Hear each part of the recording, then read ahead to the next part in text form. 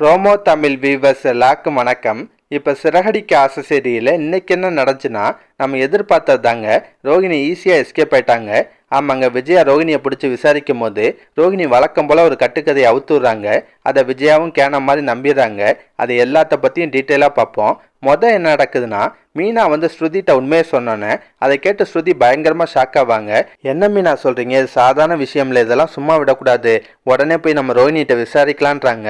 ஆனால் மீனா அதெல்லாம் வேணாங்க, உண்மை என்னன்னு தெரியாமல் நாம போய் கேட்டோம்னா ஏதாவது பெரிய பிரச்சனையாயிரும், தயவு செஞ்சு இந்த விஷயத்தை விட்டுருங்கன்றாங்க. யார்ட்டையும் இதை பற்றி சொல்லக்கூடாதுன்றாங்க. ஆனால் ஸ்ருதி முதலாக போய் ரவிட்ட இந்த விஷயத்த சொல்கிறாங்க. அதை கேட்ட ரவிக்கு ஷாக்காக தான் இருக்குது. ரவி என்ன பண்ணுறாரு, முத்துட்ட போய் இந்த விஷயத்த சொல்கிறாரு. முத்து போய் அண்ணாமலைகிட்ட சொல்லுவார்.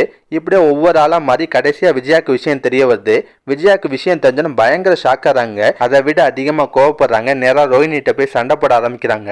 ரோஹிணி, நான் கேட்குற கேள்விக்கு ஒழுங்கு மரியாதையாக உண்மையை சொல்லு. இதுக்கு முன்னாடி நீ கர்ப்பமாக இருக்கியா, நீ எப்போ முதல் தடவை கர்ப்பமானன்னு கேட்குறாங்க. அந்த கேள்வியை கேட்டோன்னு ரோஹிணிக்கு ஷாக்காக இருக்கும். என்ன ஆண்டி எல்லாரும் முன்னாடி இப்படிலாம் கேள்வி கேட்குறீங்கன்றாங்க. ஆனால் விஜயா விட மாட்டாங்க.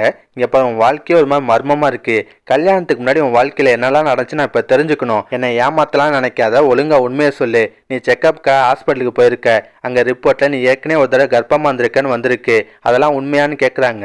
அதை கேட்ட ரோஹிணி ஓன்னு அழுக ஆரம்பிப்பாங்க. அதுக்கப்புறம் வழக்கம் போல ஒரு கட்டுக்கதையை அவுத்து விடுறாங்க. ஆமா ஆண்டி, நான் ஏற்கனவே ஒரு தடவை கர்ப்பமாக இருந்திருக்கேன்றாங்க. அதை கேட்ட விஜயா அது கல்யாணத்துக்கு முன்னாடியா இல்லை கல்யாணத்துக்கு பின்னாடியான்னு கேட்குறாங்க. உடனே ரோகிணி என்ன ஆண்டி இப்படிலாம் பேசுறீங்க, என் வயிற்றுல வளர்ந்தது மனோஜோட குழந்தை தான், ஆனால் அந்த கரு கொஞ்ச நாளே கலைஞ்சு போச்சுன்றாங்க. அதை கேட்ட விஜயாலேருந்து எல்லாருக்கும் ஒரு மாதிரி ஷாக்காக தான் இருக்கும். ஒன்றும் புரியாமல் முழிச்சிட்டு இருக்காங்க. இப்போ ரோஹிணி சொல்கிறாங்க, நான் கர்ப்பமான விஷயத்த உங்கள் எல்லாத்தையுமே சொல்லலான்னு தான் நினச்சேன். ஆனால் அந்த டைம் தான் கரெக்டாக மாமா எங்கள் அப்பா ஜெயிலில் இருக்க விஷயத்த சொன்னார். அதை கேட்டோன்னே எனக்கு பயங்கர ஷாக்காக இருந்துச்சு. அந்த அதிர்ச்சியிலே எனக்கு கரு கலைஞ்சு போச்சுன்னு சொல்லி அழுது நாடகம் ஆடுவாங்க. அதோட தான் இன்னைக்கு சீரியலை முடிச்சிருந்தாங்க. இதுக்கப்புறம் நடக்கும்னா, ரோஹிணி சொன்ன கதையை விஜயாலேருந்து எல்லாருமே ஓரளவு நம்பிடுவாங்க. முத்துக்கு மட்டும்தான் லைட்டாக சந்தேகம் இருக்கும். இருந்தாலும் ரோஹிணி விடாமல் இன்னும் கதையை அவுத்து விடுவாங்க. ஆண்டி, இந்த விஷயத்த முன்னாடியே உங்கள்கிட்ட சொல்லியிருப்பேன், ஆனால் உங்களுக்கு தெரிஞ்சால் நீங்கள் வருத்தப்படுவீங்க, அதனால தான் மறைச்சேன்னு சொல்லி அழுது நாடகம் ஆடுவாங்க. விஜயாவும் ரோஹிணியை சமாதானப்படுத்துவாங்க. கடைசியாக என்ன நடக்கும்னா, ரோஹிணி விஜயாட்ட நைஸாக விசாரிப்பாங்க. சரி ஆண்டி, நான் ஹாஸ்பிட்டல் போன விஷயம், அதுக்கப்புறம் இந்த ரிப்போர்ட் விஷயம்லாம் உங்களுக்கு எப்படி தெரியும்னு கேட்பாங்க. விஜயா அண்ணாமலை பேரை சொல்ல போகிறாங்க. அண்ணாமலை முத்து பேரை சொல்லுவார். முத்து ரவியை சொல்லுவார். ரவி ஸ்ருதியை சொல்லுவாங்க. கடைசியாக மீனா தான் இந்த விஷயத்த வீட்டில் சொன்னாங்கன்ற உண்மை தெரிய போகுது. அது தெரிஞ்சாலும் விஜயாலாம் பயங்கரமாக கோவப்படுவாங்க. அப்போ எல்லா பிரச்சனைக்கும் நீ தான் காரணமா, பிரச்சனையை உண்டாக்குறதுக்காக தான் இப்பெல்லாம் பண்ணிட்டு இருக்கேன்னு சொல்லி மீனாவை சம்மந்தம் இல்லாமல் திட்டுவாங்க. இருந்தாலும் நடந்த விஷயத்தினால் ரோஹிணி லைட்டாக பயந்து தான் இருப்பாங்க. முத்து மீனாவோட இருந்தால் கண்டிப்பாக என்னைக்காவனாலும் நம்ம மாட்டிப்போம், அதனால் இந்த வீட்டை விட்டு எஸ்கேப் ஆகணும்னு நினைக்கிறாங்க. அதுக்காக போய் விஜயாட்ட பேசுகிறாங்க. ஆண்டி, இந்த வீட்டில் இருக்க சில பேர் எனக்கு எப்போ பார்த்தாலும் ஏதாவது பிரச்சனை கொடுத்துட்டே இருக்காங்க, அவங்க கூடலாம் என்னால் நிம்மதியாக வாழ முடியாது, அதனால் நான் மனோஜை கூட்டிட்டு தனி கொடுத்துன போகலான்னு இருக்கேன்றாங்க.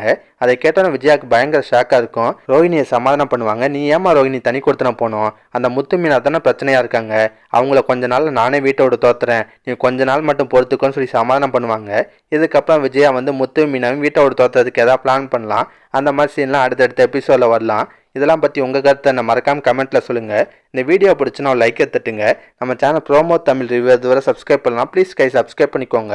நான் உடனே சீரியல் அப்டேட் கொடுத்துட்டே இருக்கேன். Bye guys.